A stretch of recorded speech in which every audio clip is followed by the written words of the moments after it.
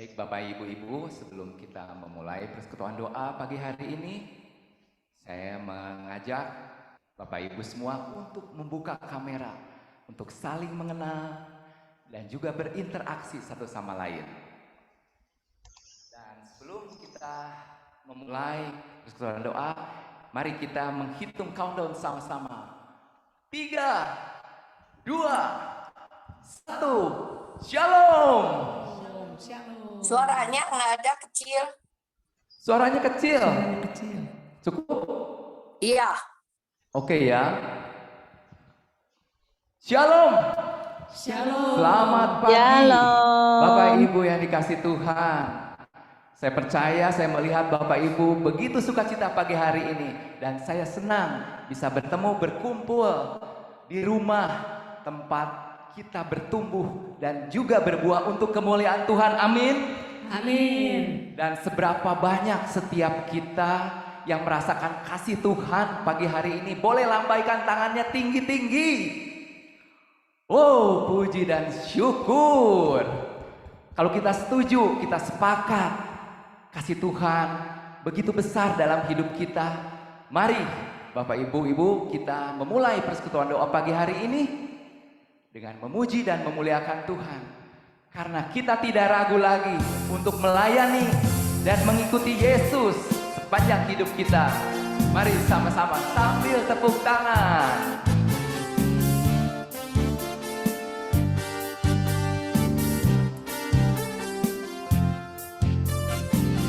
Tiada ku ragu lagi untuk mengikutmu Yesus. Tiada ku ragu lagi untuk melayanimu. Walau banyak rintangan dan badai pun menerjang, tiada ku ragu lagi untuk selamanya. Yesus, Yesus, sahabatku, penolong dalam hidupku.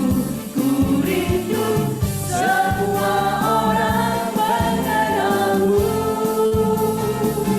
Engkau jalan kebenaran yang memberi hidup yang kekal bagi setiap orang yang percaya padamu. Sekali lagi kita mau katakan, tiada ku ragu lagi untuk mengikuti Yesus. Tiada ku ragu lagi untuk mengikutmu Yesus. Amin. Tiada ku ragu lagi untuk melayanimu. Walau banyak rintangan dan badai pun menerjang, tiada ku ragu lagi untuk selamanya. Katakan Yesus. Yesus, Yesus, sahabatku, penolong dalam hidupku. Ku rindu semua orang mengenalmu. Engkau jalan kebenaran dan memberi hidup yang kekal bagi setiap orang yang percaya padamu. Katakan Yesus sekali lagi. Yesus, Yesus, sahabatku, penolong dalam hidupku. Ku rindu semua orang mengenalmu. Engkau jalan kebenaran dan memberi hidup yang kekal bagi setiap orang yang percaya padamu. Bagi setiap orang yang percaya padamu.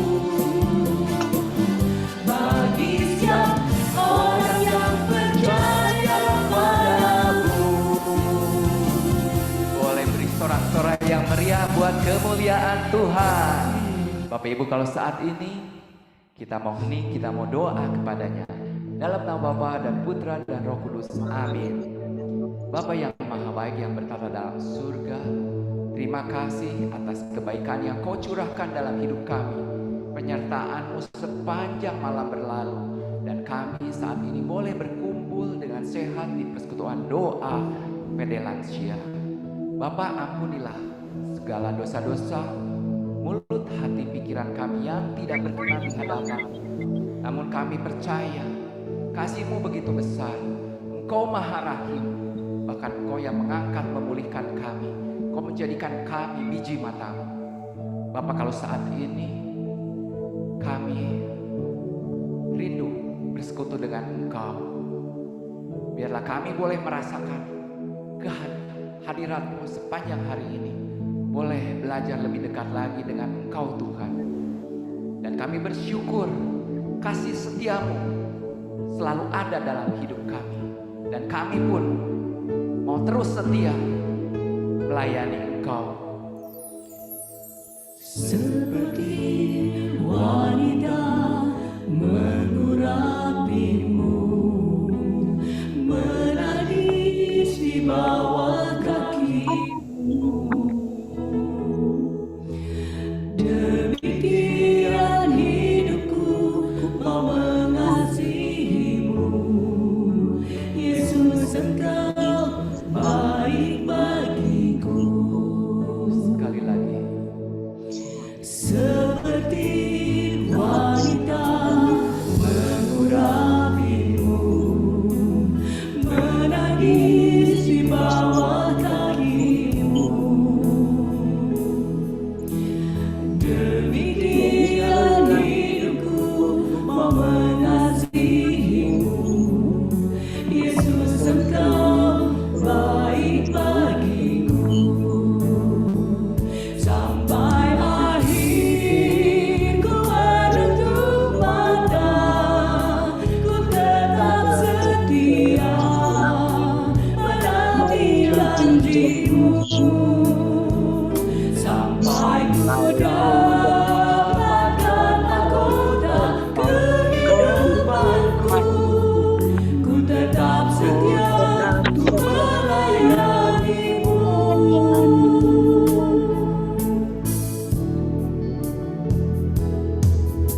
Seperti wanita mengurapimu, menangis di bawah kakimu. Demikian hidupku mau mengasihimu, Yesus, Engkau baik bagiku. Sampai akhir ku menutup mata, ku tetap setia menanti janji-Mu. Sampai ku dapatkan mahkota kehidupanku, ku tetap setia untuk melayani-Mu. Sampai akhir ku menutup mata, ku tetap setia menanti janji-Mu. Sampai ku dapatkan mahkota kehidupanku, ku tetap setia untuk melayani-Mu. Ku tetap setia untuk melayani-Mu. Ku tetap setia untuk melayani-Mu.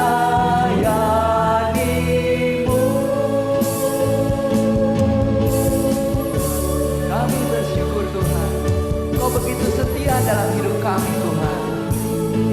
Terima kasih Tuhan atas kebaikan yang Kau curahkan dalam hidup kami setiap hari. Kami bersyukur Tuhan, kasih setia-Mu terus ada dalam hidup kami. Dan kami bersyukur kalau saat ini mau memuji dan memuliakan Kau lebih dalam lagi. Karena kasih-Mu yang begitu besar, kami merasakan damai sukacita. Kami mau masuk dalam hadirat-Mu Tuhan. Dan kami percaya kehadiran-Mu di tengah-tengah kami. Engkau yang selalu memulihkan yang lemah menjadi kuat, yang sakit menjadi sembuh. Ku masuk ke hadirat-Mu, di depan kudus-Mu Tuhan. Tiada kata-kata selain puji dan sembah.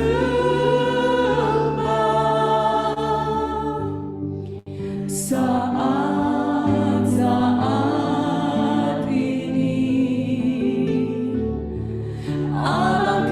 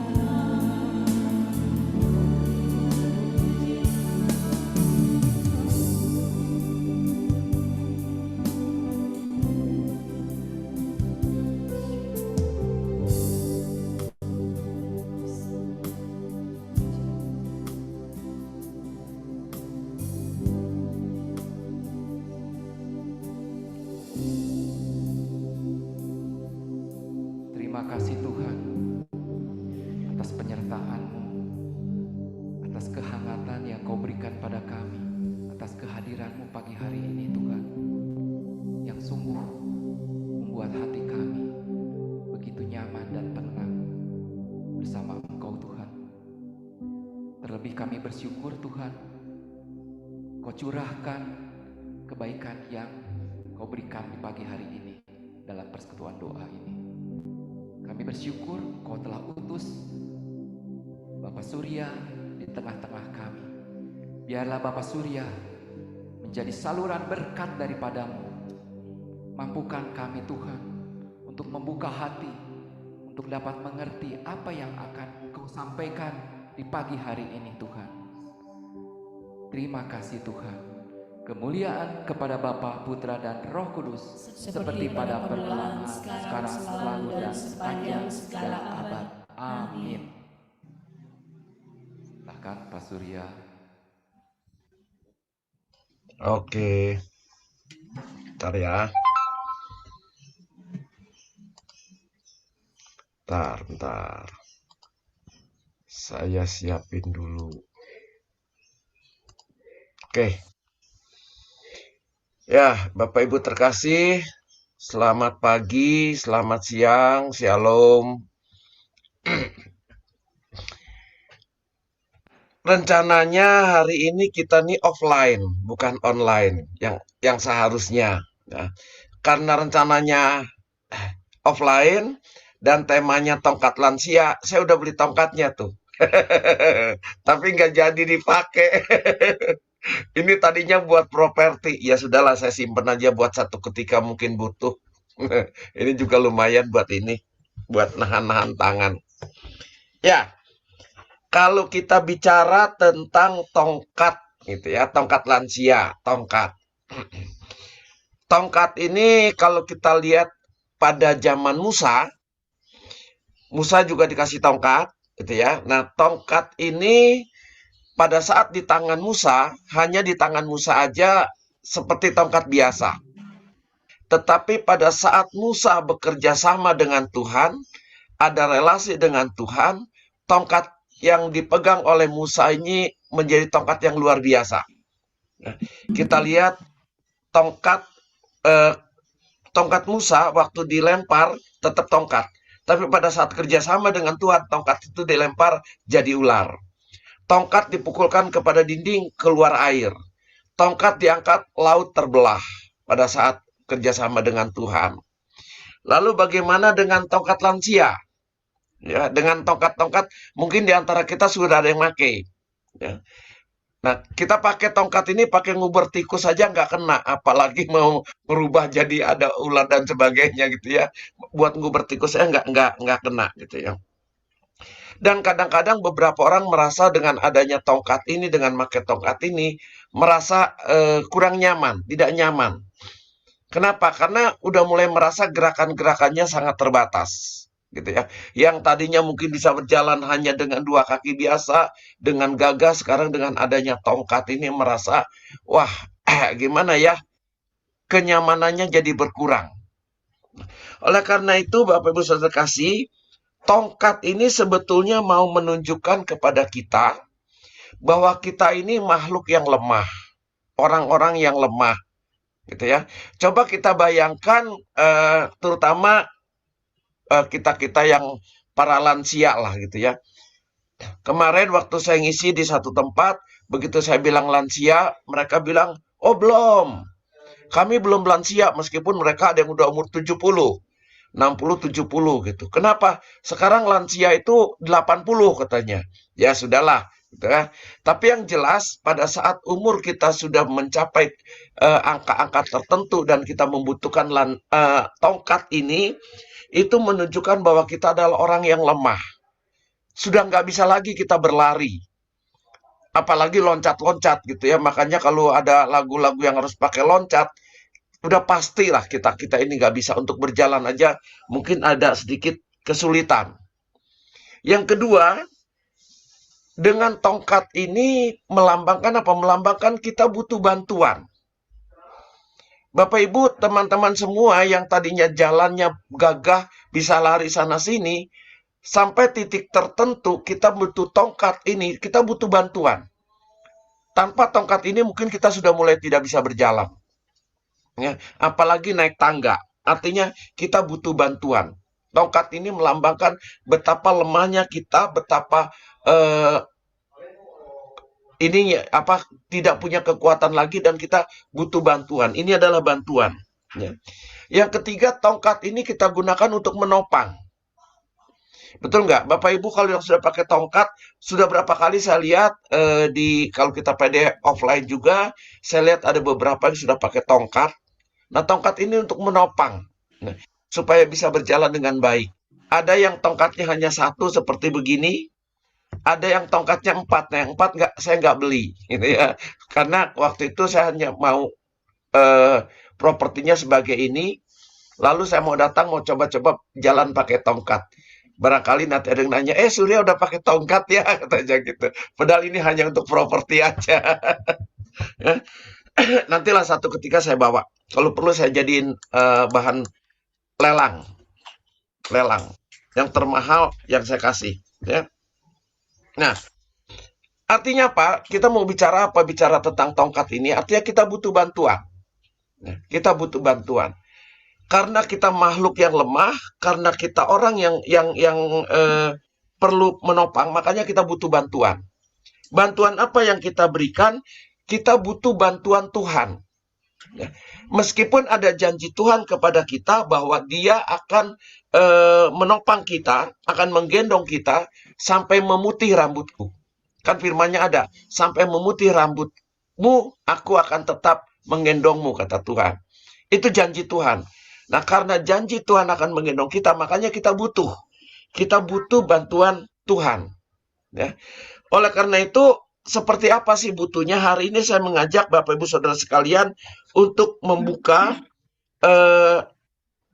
Yeremia. Kitab Yeremia 17 ayat 7 sampai dengan 8. Yeremia 17 ayat 7 sampai dengan 8. Bunyinya begini. Diberkatilah orang yang mengandalkan Tuhan. Ya.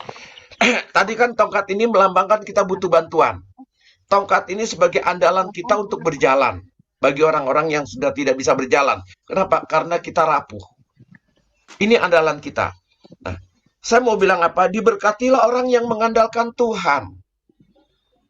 Oleh karena itu, tongkat ini melambangkan kita butuh bantuan, butuh sesuatu atau butuh seseorang yang bisa menolong kita. Firman-Nya bilang, diberkatilah orang yang mengandalkan Tuhan. Kita sebagai orang-orang lemah, kita sebagai makhluk yang lemah, tentu harus mengandalkan Tuhan. Ya. Di ayat 8, dia akan seperti pohon yang ditanam di tepi air. Bapak Ibu sekalian, pada saat kita mengandalkan Tuhan, di situ diibaratkan pohon yang ditanam di tepian air, ya, yang merambatkan akar-akarnya ke tepi batang air dan yang tidak mengalami datangnya panas terik. Bapak Ibu Saudara kasih, kita lihat kalau ada tanaman ditanam di tepi sungai, tanaman itu pasti subur. Kenapa? Karena dia nggak kekurangan cairan, nggak kekurangan air. Sementara air adalah sarana yang paling dibutuhkan oleh tumbuhan untuk tumbuh dengan subur. Nah, pada saat kita mengandalkan Tuhan, di sini dikatakan kita juga tidak akan mengalami kekeringan. Terik matahari tidak bisa mengganggu kita. Ya. Persoalan-persoalan apapun yang ada, yang datang tidak bisa mengganggu kita. Kenapa? Karena memang kita betul-betul mengandalkan Tuhan. Ada Tuhan di dalamnya. Bentar ya, saya mau mute yang berbunyi-bunyi ini. Ada beberapa yang bunyi, saya mute dulu. Oke. Nah, lalu situ kelihatan lagi apa? Yang daunnya tetap hijau. Yang tidak khawatir dalam tahun kering. Dan yang tidak berhenti menghasilkan buah. Lihat Bapak Ibu sekalian, Kalimat yang terakhir tadi dikatakan yang tidak berhenti menghasilkan buah. Orang yang mengandalkan Tuhan tidak berhenti menghasilkan buah. Buah apa? Galatia 5 dikatakan apa? Ada buah roh. Ya, ada buah roh di situ. Artinya apa? Buah roh itu kasih, damai sejahtera, sukacita. Tidak berhenti. Kasihnya terus mengalir. Terus mengalir. Ya. Seperti Tuhan. Coba kita lihat Tuhan sendiri. Tuhan di dalam keadaan seperti apapun, dia tetap mengalir kasihnya. Dia melihat ada begitu banyak orang yang lapar, yang tidak bisa makan, yang dari pagi mengikuti dia, ada kasihnya. Dia sediakan makan melalui 5 roti dan 2 ikan itu. Ya. Berkali-kali ada orang buta yang duduk di tepi sungai, yang bukan sungai, di tepi kolam Siloam. Sudah 38 tahun dia duduk di situ, dia buta. Dia lumpuh, bukan buta, lumpuh. Ya. Dia punya kasih, dia tolong. Ya. Nah, kasih inilah yang harus kita munculkan terus. Orang yang dekat dengan Tuhan pasti mempunyai itu. Nanti kita lihat di bagian-bagian berikutnya ya. Jadi yang pertama, menaruh harapan atau mengandalkan Tuhan. Karena hanya di dalam Tuhanlah ada harapan. Yang kedua, ada sukacita. Ya, kita lihat dari Yesaya 48 ayat 18. Yesaya 48 ayat 18 dikatakan begini. Sekiranya engkau memperhatikan perintah-perintahku. Tuhan bilang kalau kita memperhatikan perintah-perintah Tuhan, ya, artinya apa? Memperhatikan ini bukan hanya melihat, bukan hanya membaca. Perhatikan ini dalam arti kita menjalankan apa yang Tuhan perintahkan kepada kita. Nah, pada saat kita memperhatikan perintah-perintah Tuhan, melaksanakan perintah Tuhan, maka coba dilihat di situ. Maka damai sejahteramu akan seperti sungai yang tidak pernah kering. Artinya kita akan mengalami damai sejahtera terus-menerus. Tidak pernah sedetik pun juga kita tidak mengalami damai sejahtera. Syaratnya kita menjalankan perintah Tuhan. Ya, kalau tadi dikatakan kita mengandalkan Tuhan, kita menaruh harapan kepada Tuhan, dan kalau kita melaksanakan perintah Tuhan, maka damai sejahtera ada pada diri kita. Diibaratkan seperti sungai yang tidak pernah kering, basah terus, gitu ya. Lalu apalagi? Dan kebahagiaanmu akan terus berlimpah. Tadi damai sejahtera, sekarang kebahagiaan. Kebahagiaan itu ada pada kita terus berlimpah. Dikatakan itu seperti gelombang-gelombang laut yang tidak pernah berhenti. Kebahagiaan itu terus nyusul-menyusul. Coba lihat gelombang di laut, Bapak Ibu, kalau tidak pernah berhenti kan, gelombang yang ini belum selesai, datang gelombang yang lain. Gelombang ini belum selesai, datang gelombang yang lain. Kebahagiaan kita juga sama. Kebahagiaan yang ini belum selesai, datang kebahagiaan yang lain. Kebahagiaan yang ini masih kita rasakan, datang kebahagiaan yang lain. Kalau kita menjalankan perintah Tuhan. Nah, oleh karena itu berkat yang kita terima kalau kita mengandalkan Tuhan. Lalu bagaimana atau apa yang harus kita lakukan supaya semua itu terjadi kepada diri kita? Ada 2 hal yang ingin saya ajak Bapak Ibu untuk melihatnya. Yang pertama dari Ibrani 10 ayat 25. Ya. Coba kita lihat sebentar Ibrani 10 ayat 25. Di situ dikatakan apa? Janganlah kita menjauhkan diri dari pertemuan-pertemuan ibadah kita. Nah, ini penting. Ya.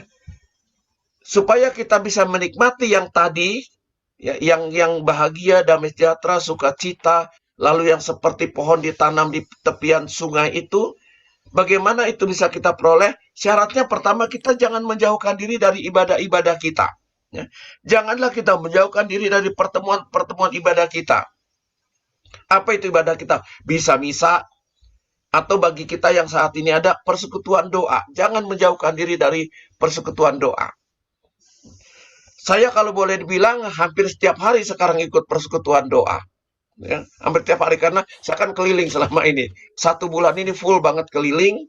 Sampai kalau Bapak Ibu cermat, suara saya sekarang udah agak sedikit berbeda hari ini.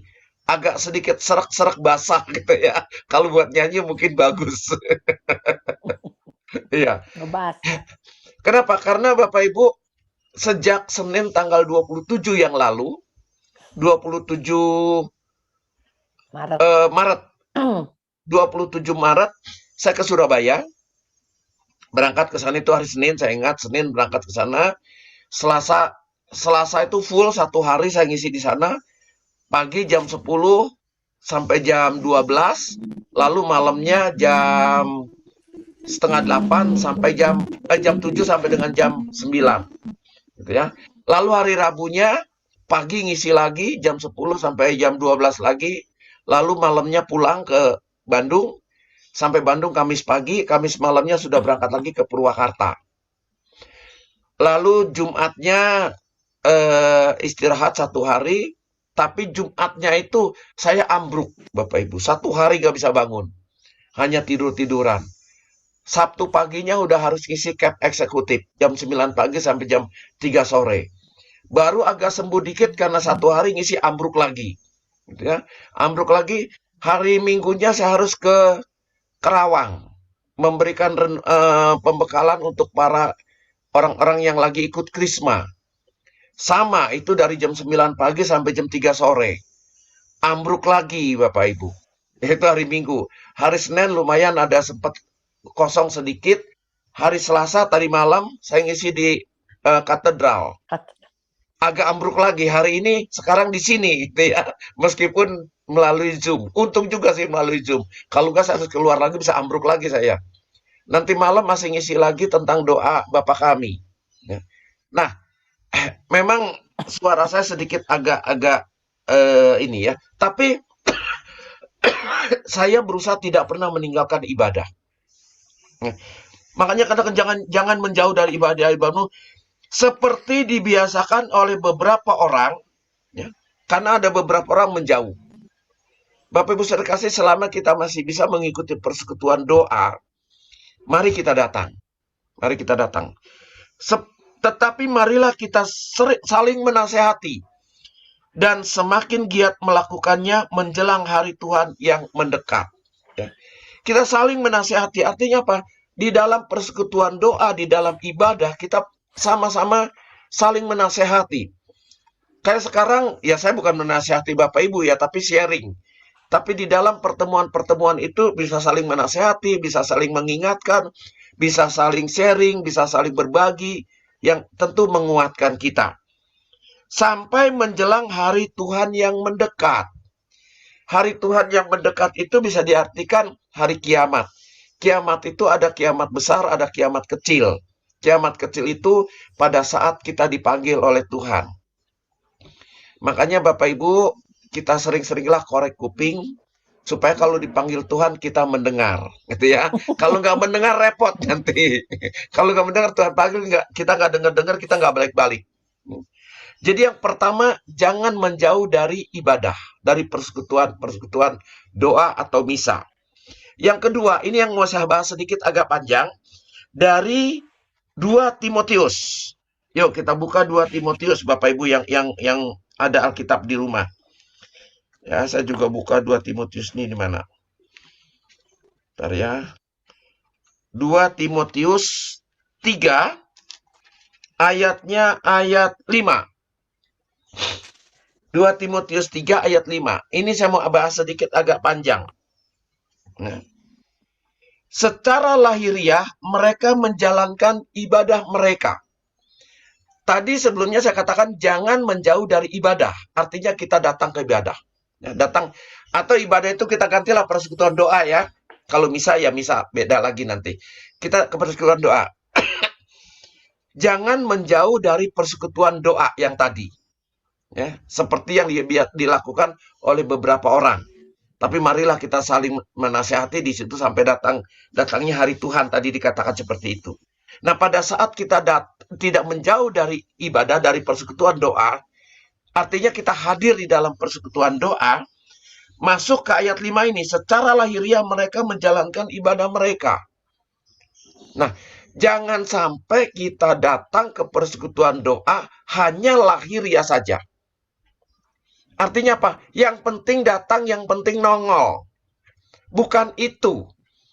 Kalau kita datang ke persekutuan doa hanya sekedar datang, hanya yang penting datang, apalagi kalau ada absensi, yang penting isi absensi, gitu kan? Atau yang penting, ya pokoknya sudahlah daripada di rumah nggak ada kegiatan, kalau yang offline, yang penting datang. Akibatnya apa? Akibatnya kita coba baca ayat 1 sampai dengan ayat 4. Masih di 2 Timotius 3 tadi. Di ayat 1 dikatakan apa? Ketahuilah bahwa pada hari-hari terakhir akan datang masa yang sukar. Masa yang sukar ini terjadi karena yang di ayat 5 dikatakan, kita datang beribadah hanya lahiriah saja. Kalau orang yang datang ke persekutuan doa hanya lahiriah saja, hanya badannya saja yang ada di situ, tapi pikirannya, rohaninya, jiwanya nggak ada di situ, maka akan terjadi apa yang dikatakan di ayat 1. Pada hari-hari terakhir akan datang masa yang sukar. Masa yang sukar seperti apa? Di ayat 2. Manusia akan mencintai dirinya sendiri. Manusia akan menjadi orang-orang yang egois. Kita akan menjadi orang-orang yang egois. Kenapa? Karena kita tidak dapat sesuatu dari ibadah itu. Karena kita datang ke persekutuan doa hanya lahiriah saja. Hanya badannya saja. Dan menjadi hamba uang. Mereka akan membual dan menyombongkan diri. Nanti kita akan menjadi orang-orang yang sombong. Kenapa? Karena kita tidak dapat sesuatu di dalam kita datang ke persekutuan doa. Betul, kita sudah tidak menjauh dari ibadah-ibadah, kita sudah tidak menjauh dari persekutuan doa, kita datang, tapi datang ini hanya lahiriah saja. Akibatnya apa? Kita akan menjadi orang yang sombong, menjadi orang yang egois, lalu memfitnah.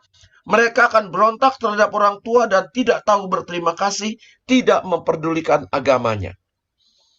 Nggak peduli agama. Contoh Bapak Ibu, contoh yang sederhana. Contoh, kalau di dalam misa, kita ikut misa, itu kan? Di dalam misa, itu bukan hanya bagian-bagian tertentu yang penting. Bukan hanya menyambut tubuh Kristus yang penting. Bukan hanya menyambut hosti yang penting. Gitu kan? Tapi secara menyeluruh. Secara menyeluruh. Ya. Nah, berapa banyak orang sudah tidak lagi peduli tentang hal itu. Yang penting bagi dia adalah menyambut tubuh Kristus. Padahal Ekaristi itu satu rangkaian. Yang sederhana Bapak Ibu, coba kita bayangkan ya. Coba kita pikirkan. Tubuh Kristus itu, hosti itu adalah hosti kudus. Tubuh Kristus itu kudus. Nah, pada saat kita menerima tubuh Kristus, diri kita juga harus kudus. Karena sesuatu yang kudus tidak bisa masuk ke sesuatu yang tidak kudus. Ya. Kalau Bapak Ibu ikuti misa dari awal, di bagian awal itu kita sudah minta ampun. Saya mengaku kepada Allah yang Maha Kuasa, itu kan kita sudah minta ampun. Artinya apa? Kita minta ampun atas segala dosa-dosa kita dan kita menguduskan diri melalui permintaan ampun tadi. Nah, kalau kita datang ke misa tidak lengkap, artinya di bagian awal kita tidak minta ampun dulu. Hilang tuh minta ampun kita. Yang saya mengakunya itu hilang. Yang minta kasihan Tuhan itu hilang. Tuhan kasihanilah kami, Tuhan kasihanilah kami. Itu enggak kita lakukan kalau kita datang ke misanya terlambat. Tahu-tahu kita mau menyambut tubuh yang kudus. Hosti kudus. Sementara kita tidak menguduskan diri. Artinya apa? Kita sudah tidak peduli lagi. Bahwa untuk menyambut sesuatu yang kudus, kita harus menguduskan diri. Itu sebagai contoh yang sederhana Bapak Ibu. Menyadari nggak kita ke situ? Kalau kita menyadari, kita akan berusaha datang pada misa lengkap dari awal. Karena itu penting. Untuk mengikuti misa kudus secara menyeluruh, kita harus menguduskan diri dulu. Dengan cara apa? Minta ampun. Ya. Makanya kan selalu, perhatikan di misa selalu bagian awal pasti dengan berbagai macam ini ya, kan ada macam-macam ya. Tapi paling tidak kita minta ampun. Misalnya dengan saya mengaku, dan sebagainya. Kepada Allah yang Maha Kuasa dan sebagainya. Harus memperhatikan itu. Tidak tahu mengasihi. Tidak mau berdamai. Ya, di ayat 3 tadi. Suka menjelekkan orang. Nah, coba bayangkan Bapak Ibu. Orang yang datang ke persekutuan doa, orang yang datang ke misa, hanya lahiriah saja. Dia tidak bisa, apa tadi dikatakan, suka menjelekkan orang. Nah ini, suka menjelekkan orang ini sebetulnya sesuatu yang juga yang sangat berbahaya. Yakobus bilang, lidah itu seperti kekang di dalam mulut kuda. Kemana kekang ini dibelokkan, kudanya ikut. Jadi artinya apa? Mulut yang kecil, yang suka menjelekkan orang ini, bisa mempengaruhi seluruh tubuh kita yang sebesar begini. Jadi hati-hati. Lalu apalagi tadi di situ dikatakan, tidak dapat mengekang diri, garang, tidak suka yang baik, suka mengkhianat, tidak berpikir panjang, berlagak tahu, lebih menurut hawa nafsu daripada menuruti Allah. Bentar Bapak Ibu, ini ada suara yang masuk lagi nih. Saya tutup dulu yang masuk ya. Ya, seperti itu.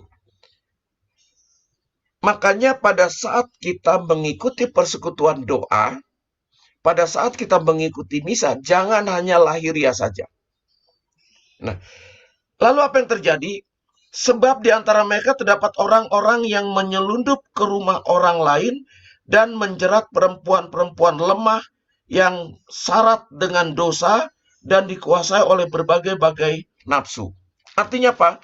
Pada saat kita datang ke persekutuan doa hanya lahiriah saja, ada orang-orang lain, orang di sini ada kuasa-kuasa lain, ya, ada kekuatan-kekuatan lain yang akan mempengaruhi kita supaya kita menjauh dari ibadah-ibadah kita. Ya. Makanya di situ dikatakan, digambarkan di sini sebagai perempuan, menjerat perempuan-perempuan lemah. Karena kalau di dalam perjanjian lama, apalagi perempuan itu diidentikan dengan makhluk lemah. Makanya selalu digambarkan perempuan. Ya. Yang syarat dengan dosa dan dikuasai oleh berbagai-bagai nafsu. Kenapa syarat dengan dosa dan berbagai nafsu? Ayat 1-4 tadi. Ya. Karena tidak adanya kesombongan, tidak mau berdamai, dan sebagainya. Itu masuk dalam dosa. Dan yang ada nafsu. Coba Bapak Ibu kalau menjelekkan orang kan yang ada hanya nafsu kan. Semakin menjelekkan orang dia semakin suka. Tapi kalau kita datang beribadah, datang ke persekutuan doa, tidak hanya lahiriah saja, betul-betul hati kita juga ada di situ, pikiran kita juga ada di situ, jiwa kita juga akan di situ. Pada saat kita bersekutu, pada saat kita masuk persekutuan doa, ada perjumpaan dengan Tuhan. Kalau lahiriah saja, bagaimana kita bisa berjumpa dengan Tuhan? Kalau kita datang sungguh-sungguh ada perjumpaan dengan Tuhan. Ciri-ciri kita berjumpa dengan Tuhan itu apa? Ada perubahan di dalam diri kita. Ada perubahan. Perubahan seperti apa? Bentar, saya lupa 1 Korintus apa 2 Korintus ya. 1 Korintus 13 kalau nggak salah. Ya, 1 Korintus 13 ayat 4. 1 Korintus 13 ayat 4. Pada saat kita di dalam persekutuan doa, kalau kita sungguh-sungguh ikut hadir, baik jasmani maupun rohani, pikiran hati kita ada di situ, ada perjumpaan dengan Tuhan. Ciri-cirinya apa? Hidup kita berubah. Berubah dari apa? Berubah dari 1 Korintus 13 ayat 4. Kita punya kasih. Ya. Kenapa kita punya kasih? Karena Yesus itu kasih. Kalau Yesus itu kasih, kita berjumpa terus, sering berjumpa dengan sang kasih itu sendiri, sedikit tidak banyak di dalam diri kita sudah muncul kasih. Kasih itu apa sih? Di situ kata kasih itu sabar. Orang yang berjumpa dengan Tuhan, hidupnya mengalami satu perubahan, kasihnya muncul, kesabarannya muncul. Gitu ya. Yang tadinya sedikit-sedikit marah, sekarang sudah mulai bisa mengekang diri. Tidak mudah marah. Ya sudahlah, misalnya kayak gitu ya. Dia tidak mudah marah lagi. Itu ciri-ciri kalau kita mengikuti persekutuan doa dengan sungguh-sungguh. Ada kasih, ada kesabaran. Nah sekarang kita refleksi diri sendiri. Kesabaran kita sudah muncul belum? Apa kalau dengar orang ngomong segini dikit, ngomong begitu dikit, langsung di dalam pikiran kita, wah itu kurang ajar orang kaya itu. Langsung sakit hati, langsung luka batin. Atau kita muncul kesabarannya. Ya. Lalu di situ dikatakan lagi apa? Kasih itu murah hati. Ia tidak cemburu. Ya. Kasih itu tidak cemburu atau tidak iri hati. Ya. Melihat orang lain sukses, kita nggak cemburu. Kalau orang punya hati, kalau orang punya kasih, melihat orang lain sukses, dia tidak cemburu, dia tidak iri. Justru dia bersuka cita kalau ada orang lain sukses. Ya. Kita tidak malah menjelek-jelekan. Enggak seperti itu. Ya. Tidak sombong. Nah, lihat Bapak Ibu sekasih. Di 2 Timotius 3 tadi, ayat yang berapa tadi? Kalau orang yang datang beribadah hanya lahiriah saja, nanti akan menjadi orang yang sombong. Lihat, kasih itu kalau kita punya kasih, kita datang ke persekutuan doa sungguh-sungguh, berjumpa dengan Tuhan, berjumpa dengan Sang Kasih, kasih ada di dalam diri kita, maka dikatakan kasih itu tidak sombong. Kan sangat berlawanan banget, gitu ya. Berjumpa dengan Tuhan, berjumpa dengan Yesus, kita tidak sombong. Bagaimana bisa berjumpa dengan Yesus? Pada saat kita datang ke persekutuan doa sungguh-sungguh. Bagaimana bisa sungguh-sungguh? Ciri-cirinya yang paling gampang dilihat oleh mata, Bapak Ibu. Kalau ini mungkin nggak terlalu ini ya, tapi kalau lagi offline sangat kelihatan. Yang di depan khotbah, yang di belakang khotbah sendiri. Yang di depan lagi khotbah, yang di belakang bikin persekutuan doa sendiri. Dia ngobrol 2-3 orang. Jadi di dalam PD ada sekian PD gitu kan. Yang kelompok ini dua orang dia sedang ngobrol. Khotbah sendiri dia. Lalu di bagian ini juga dia khotbah sendiri. Sangat kelihatan.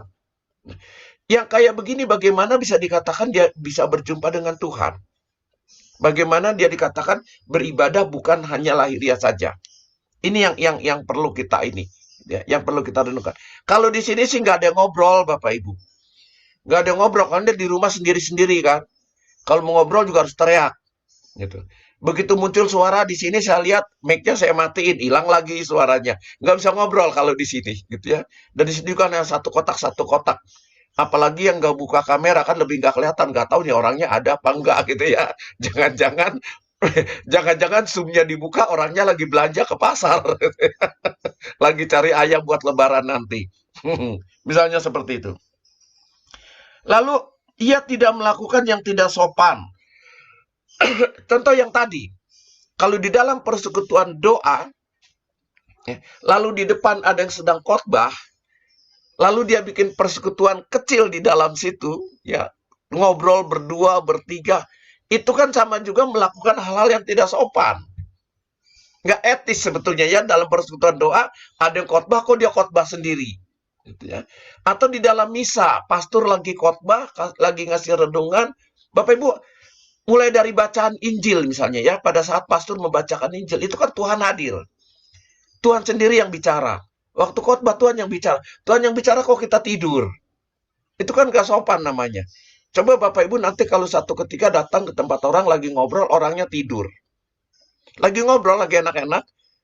Bapak Ibu lagi ngomong, lawan bicara kita tidur, ngorok krok begitu ya. Itu kan gak sopan namanya. Sama dalam persekutuan doa. Saya sering melihat, Bapak Ibu, saya sering melihat, cuma saya diemin aja lah, gitu kan. Biarin aja, mungkin dia lagi khotbahin orang, gitu kan. Tapi berapa kali, jangan-jangan kita salah satu pelakunya. Di depan ada yang khotbah, kita ngobrol sendiri. Gitu ya, kita ngobrol sendiri. Itu contohnya. Ya. Tidak pemarah dan tidak menyimpan kesalahan orang lain. Sebagai orang yang berjumpa dengan Tuhan, berjumpa Sang Kasih itu sendiri, artinya apa? Dia mulai hidupnya berubah. Tidak menjadi pemarah, tapi menjadi peramah. Harusnya seperti itu. Kita kembali ke 2 Timotius tadi. Waduh, ini saya udah cari lagi 2 Timotius di mana ini tadi. 2 Timotius. 2 Timotius 3 tadi ya.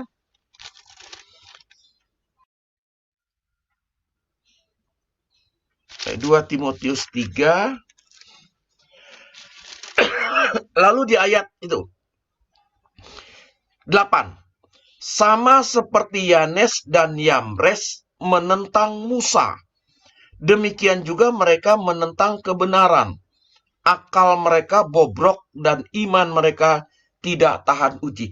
Siapa Yanes dan Yambres, Bapak Ibu? Yang di ayat 8 itu dikatakan. Bapak Ibu kalau mau lihat itu, lihat di Keluaran 7. Keluaran 7 ayat 11. Gitu ya. Keluaran 7 ayat 11 dikatakan di situ, meskipun di sana nggak disebut namanya. Keluaran 7 ayat 11, saya bacakan bentar ya. 7 ayat 11. Kemudian Firaun pun memanggil orang-orang berilmu dan ahli-ahli sihir.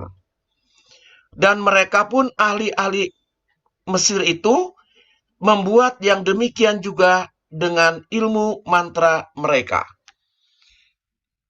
Yanes dan Yambres itu adalah ahli-ahli sihir yang ada di Keluaran 7 ayat 11 itu. Ya. Kalau di ayat 10, mulai dari 10, Musa dan Harun pergi menghadap Firaun, lalu mereka berbuat seperti yang diperintahkan oleh Tuhan. Ya. Harun melemparkan tongkatnya di depan Firaun dan para pengawalnya, maka tongkat itu menjadi ular. Ini yang dimaksud Yanes dan Yambres. Ya. Jadi Musa dan Harun datang ke hadapan Firaun. Harun melemparkan tongkatnya dan tongkatnya menjadi ular. Lalu di ayat 11, kemudian Firaun pun memanggil orang-orang berilmu dan ahli-ahli sihir. Dan mereka pun, ahli-ahli sihir Mesir itu, membuat yang demikian juga dengan ilmu mantra mereka. Masing-masing mereka melemparkan tongkatnya. Yanes dan Yambres melemparkan tongkatnya, dan tongkat-tongkat itu menjadi ular. Jadi pada saat Harun melemparkan tongkatnya menjadi ular, Yanes dan Yambres ini ahli sihir ini melemparkan tongkat mereka masing-masing juga sama jadi ular. Lalu bedanya apa? Tetapi tongkat Harun menelan tongkat-tongkat mereka. Jadi artinya di sini apa? Kalau kita kembali ke 2 Timotius ayat 8 tadi, sama seperti Yanes dan Yambres menentang Musa. Demikian juga mereka menentang kebenaran. Kalau Harun melempar tongkat karena diperintah Tuhan, memang dari Tuhan. Kalau Yanes dan Yambres karena ilmu sihir. Nah, ilmu sihir tidak bisa menang melawan Tuhan. Makanya di situ dikatakan tongkat Harun memakan tongkat-tongkat Yanes dan Yambres, ahli sihir itu. Dimakan. Ya. Mereka tidak bisa menentang kebenaran.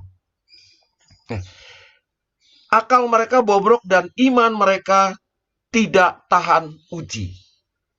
Saya mau bilang apa Bapak Ibu? Pada saat kita datang ke persekutuan doa, kalau tidak dengan sungguh-sungguh, hanya lahiriah saja, akan banyak orang-orang seperti Yanes dan Yambres yang akan mempengaruhi kita. Dan kita sangat mudah terpengaruh. Tapi kalau pada saat kita datang ke persekutuan doa dengan sungguh-sungguh, bukan hanya lahiriah saja, tapi dari hati kita juga ada di situ, kita ada perjumpaan dengan Tuhan. Yanes dan Yambres yang mau mengganggu kita, tidak bisa. Malah kita yang menelan mereka. Digambarkannya seperti itu. Ya, pilihan ada pada kita. Apakah kita mau datang ke persekutuan doa hanya lahiriah saja? Dengan konsekuensinya mungkin akan muncul orang-orang seperti Yanes dan Yambres yang akan mengganggu kita. Lalu kita kalah dengan mereka. Atau kita mau datang ke persekutuan doa dengan sungguh-sungguh. Bukan hanya jasmani, bukan hanya lahiriah, tapi rohaninya juga kita ada di situ. Pikiran hati kita ada di situ. Meskipun ada yang mengganggu, tidak bisa mengganggu. Kenapa di sini diibaratkan Harun itu bawa tongkat, lalu ini bawa tongkat, ini jadi ular, ini juga jadi ular? Mau menggambarkan apa? Iblis itu bisa menyerupai sebagai malaikat terang, Bapak Ibu. Jadi ada orang-orang yang mungkin mempengaruhi kita, yang dalam kuasa-kuasa si iblis, dia mempengaruhi kita seolah-olah seperti malaikat terang, seperti benar. Ini Yanes dan Yambres. Yang dia lakukan juga kan benar, sama dengan yang dilakukan oleh Harun. Tapi bedanya apa? Ini dari sesuatu yang tidak baik. Sedangkan Harun dari Tuhan. Nah, kita harus mendekat dengan Tuhan. Supaya apa? Tidak bisa dipengaruhi oleh kuasa-kuasa gelap yang bisa menyerupai malaikat terang. Ya. Ayat 9 terakhir. Tetapi sesudah pasti mereka tidak akan lebih maju, karena seperti dalam hal Yanes dan Yamres, kebodohan mereka pun akan nyata bagi semua orang. Ya. Kalau orang-orang, dikatakan situ kan yang ayat 8-nya, mereka menentang kebenaran. Akal mereka bobrok dan iman mereka tidak tahan uji. Kalau kita datang ke persekutuan doa hanya lahiriah saja, iman kita tidak bisa teruji, Bapak Ibu. Kena gangguan sedikit, kita jatuh. Makanya di 9 itu dikatakan, kebodohan mereka pun akan nyata bagi semua orang. Ya. Tetapi sudah pasti mereka tidak akan lebih maju. Coba perhatikan orang-orang yang datang ke persekutuan doa, yang misa, hanya lahiriah, atau yang misa itu, udahlah yang penting aku hanya menyambut tubuh Kristus. Yang lainnya nggak penting. Makanya abis nyambut tubuh Kristus kan begitu banyak yang lupa tempat duduk kan. Blong, langsung ke pintu, langsung pulang. Mending kalau pulang, mentoknya di tukang bakso. Iman, berkat belum datang dari Tuhan. Padahal tadi malam doa. Tuhan berkati kami, berkati keluarga kami. Hari Minggu, waktu Tuhan mau kasih berkat, Tuhan cari kemana nih orang? Udah nongkrong di tukang bakso. Gimana mau dapat berkat dari Tuhan kan? Nah, itu menyeluruh. Sama, pada saat kita ikut persekutuan doa juga, kalau kita sungguh-sungguh, tidak ada sesuatu yang dapat mempengaruhi kita. Iman kita tahan uji. Pasti tahan uji. Ada orang ngajak berbuat sesuatu yang tidak baik, pasti kita tolak. Karena apa? Orang-orang ini atau kuasa-kuasa gelap yang menggunakan kuasa-kuasa gelap itu bisa menggunakan orang, Bapak Ibu. Dan biasanya orang yang dipakai adalah orang-orang yang terdekat kita. Bukan musuh kita. Kalau musuh kita udah gampang kita nolaknya. Justru orang terdekat, orang yang kita percaya. Bisa digunakan oleh kuasa gelap itu untuk menguji kita. Nah, tinggal kita. Apakah kita mau bertahan di dalam kebiasaan kita datang ke PD hanya lahiriah, dengan konsekuensinya tidak ada perjumpaan dengan Tuhan. Akibatnya hidup kita tidak berubah. Dulu, sekarang, dan selamanya seperti itu. Yang pemarah dulu, sekarang, dan selamanya pemarah. Yang gampang luka batin dulu, sekarang, dan selamanya luka batin. Atau kita mau datang ke persekutuan doa dengan hati, dengan sungguh-sungguh. Ada perjumpaan dengan Tuhan. Ada perubahan hidup kita setahap demi setahap. Itu yang mau kita renungkan pada perjumpaan pagi atau siang hari ini. Semoga tongkat ini menjadikan peringatan bagi kita, gitu ya, bahwa kita butuh Tuhan. Makanya di dalam persekutuan doa, mari kita sama-sama cari Tuhan. Usahakan ada perjumpaan dengan Tuhan. Usahakan kita datang ke persekutuan tidak hanya lahiriah saja, tetapi sungguh-sungguh datang. Makanya kita bantuan ini, tongkat ini bisa kita temukan di dalam persekutuan doa. Maksud saya bukan tongkat yang saya pegang ini. Kalau Bapak Ibu mau ketemu yang ini, nanti waktu offline saya bawa. Ya, kalau ada yang mau memang betul-betul butuh, saya kasih lah. Saya tidak butuh soalnya gitu ya. Ini hanya untuk properti, tadinya hanya untuk menunjukkan aja. Tapi sekarang malah nggak dipakai, malah di rumah terus ini gitu ya. Gitu. Tapi ini yang saya maksud adalah kita butuh bantuan. Ini sebagai alat bantu. Butuh bantuan. Bantuan apa? Tuhan. Kita butuh Tuhan. Supaya apa? Supaya hidup kita berubah. Bagaimana kita bisa ketemu dengan Tuhan? Datanglah di persekutuan doa dengan sungguh-sungguh. Datanglah di misa dengan sungguh-sungguh. Kalau yang sekarang belum bisa seperti itu, yang kemarin-kemarin tidak seperti itu, ini masih masa prapaskah. Masih saat yang paling tepat kita untuk bertobat. Gitu ya. Masih ada kesempatan kita untuk melakukan sakramen tobat. Masih keburu Bapak Ibu. Masih keburu. Sebelum kita sama-sama merayakan kebangkitan Tuhan. Sebelum sama-sama kita merayakan Paskah. Ya. Paskah.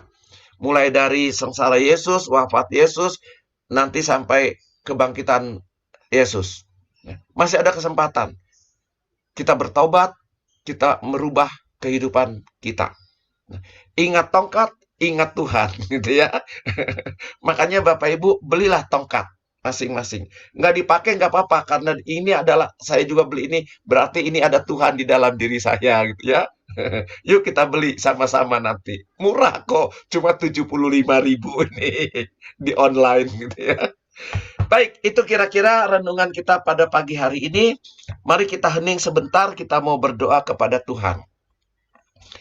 Allah Bapa yang Maha Baik, terima kasih Tuhan untuk segala kebaikan-Mu, untuk segala penyertaan-Mu, untuk segala berkat, nasihat, tuntunan-Mu kepada kami sejak kami bangun pagi hingga siang hari ini ya Tuhan.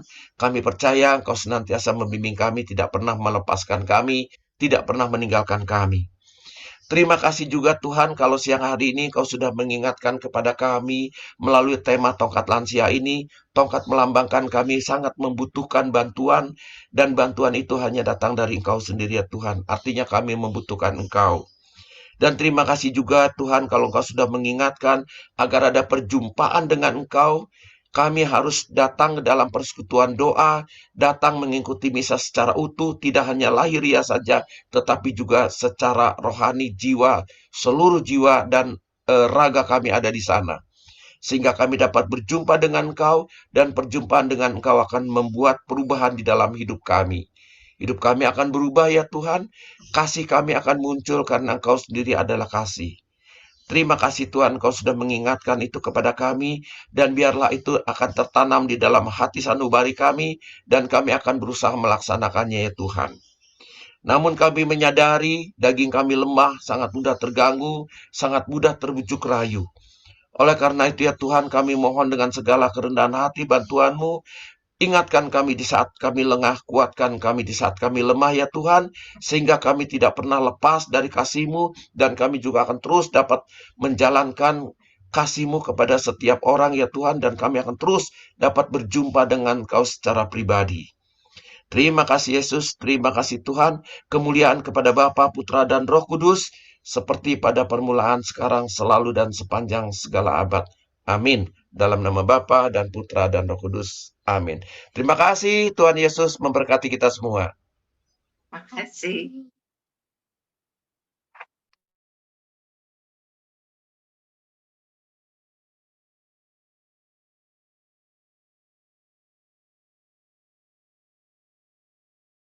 Kofran belum di, Terima kasih. masih di mute. Enggak.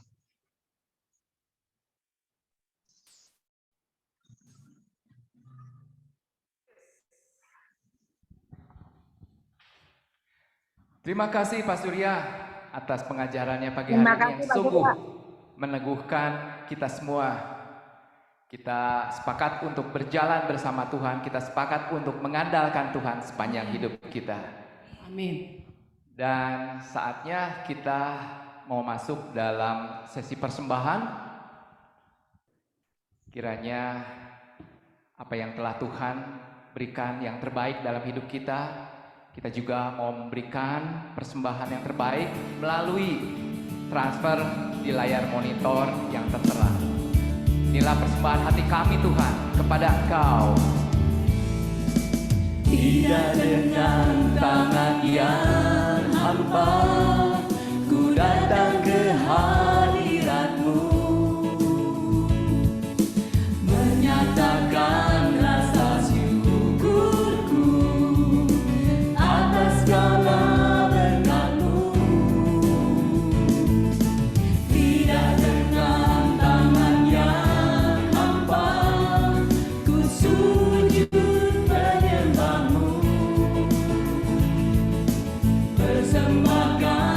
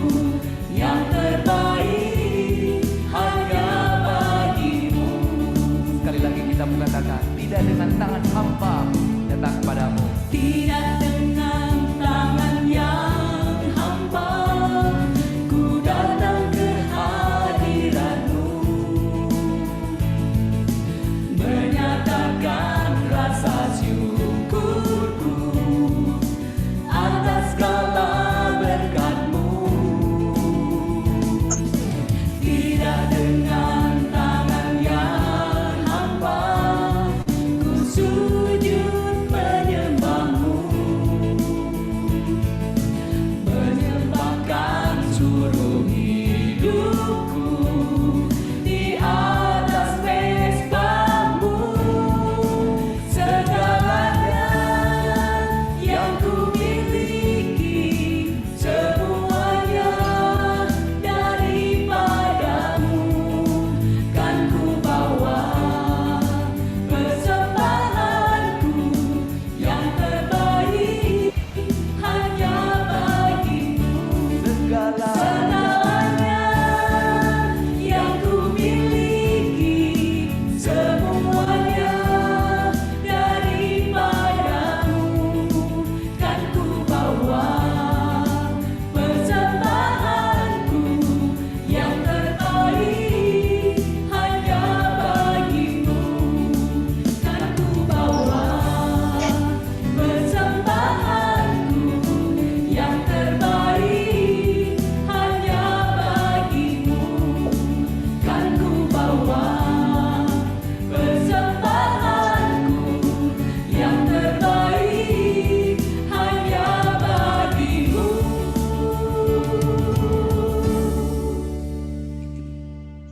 Silakan Ibu Winda, mungkin ada pengumuman.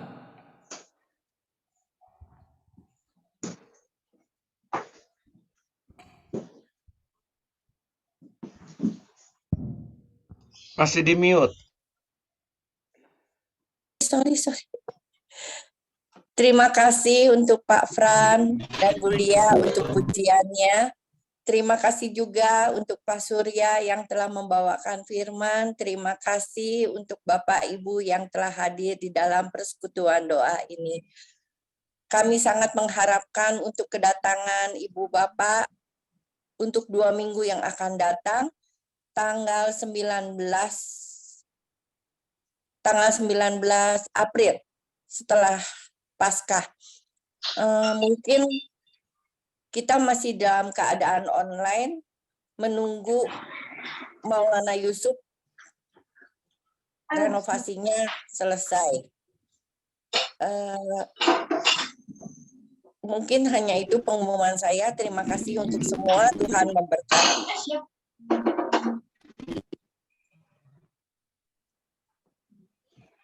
Baik, kalau tidak ada lagi pengumuman, kini Bapak Ibu kita tiba di akhir penghujung daripada persekutuan doa pagi hari ini. Dan sebelum kita akhiri dengan pujian akhir, mari kita satukan hati dalam doa. Bapak, terima kasih atas kebaikan-Mu, penyertaan-Mu sepanjang hari ini sehingga persekutuan doa dapat berjalan dengan lancar. Kami juga berdoa khususnya untuk Pak Surya. Biarlah rencana-rencana-Mu boleh Kau nyatakan dalam hidupnya. Berkati kesehatannya, damai sukacita, pekerjaannya, juga pelayanan kemanapun Kau utus. Tuhan, kami juga mau berdoa untuk seluruh umat PD Lansia. Kiranya Kau berkati setiap hari agar seluruh Bapak Ibu dapat bersemangat, damai sukacita, terus mengandalkan Engkau sepanjang hidupnya. Tuhan, kami juga mau berdoa kalau sebentar sebelum kami berpisah satu sama lain, kiranya untuk melanjutkan aktivitas kami, kiranya Engkau menyertai kami dalam langkah hidup kami sepanjang hari ini, Tuhan. Tuhan, biarlah kami juga boleh membawa damai sukacita yang kami terima pagi hari ini kepada orang-orang yang kami temui. Terima kasih Tuhan, doa yang tidak sempurna ini kami panjatkan hanya di dalam satu nama, Tuhan kami Yesus Kristus, Raja yang mulia dan berkuasa, kini dan sepanjang segala abad. Amin. Dalam nama Bapa dan Putra dan Roh Kudus. Amin. Baik Bapak Ibu, kita akhiri persekutuan doa pagi hari ini dengan pujian akhir. Karena kita mau menceritakan kebaikan Tuhan, kita mau menceritakan kemuliaan Tuhan kepada seluruh bangsa. Karena Tuhan kita begitu dahsyat yang mengalahkan segalanya. Mari kita sama-sama sambil tepuk tangan.